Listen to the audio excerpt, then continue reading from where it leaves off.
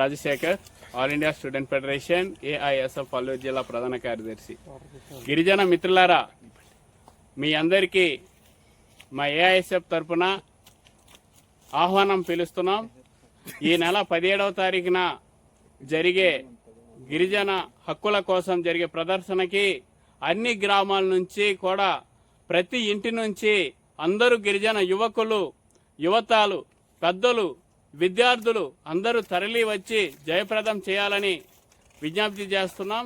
ఎందుకంటే మనకు GO number 3 ఉన్నప్పుడు మన యొక్క గిరిజన అభ్యర్థులు ఎంతోమంది ఉపాధ్యాయ పోస్టులు తెచ్చుకొని మంచి మంచి హోదాల్లో ఉండి మంచి మంచి బ్రతుకులు బతుకుతున్నాం. ఈ జీవో నెంబర్ షెడ్యూల్ 5 ప్రకారంగా జీవో నెంబర్ 3 అనేది తీసుకువచ్చింది.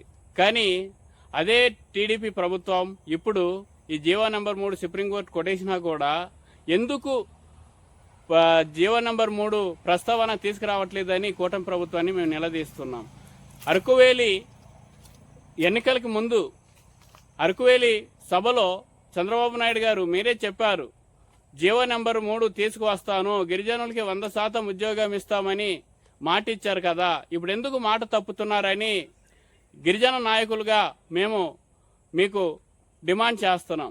తక్షణమే మళ్ళీ మా యొక్క హక్కులు, చట్టాలని పటిష్టంగా అమలు చేస్తారా లేదా, లేకపోతే మళ్ళీ మా గిరిజన నాయకులు అందరూ ఏకమై మీ యొక్క కూటమి ప్రభుత్వాన్ని గద్దె దింపే వరకు పూర్తి స్థాయిలో మేము పోరాడి తీరుతామని ఈ నెల 17వ తారీఖున అందరూ ధర్నాలో పాల్గొవాలని మీ యొక్క గిరిజన ముద్దుబిడ్డ ఏఐఎస్ఎఫ్ నాయకులు కోరుతున్నాం. Thank you.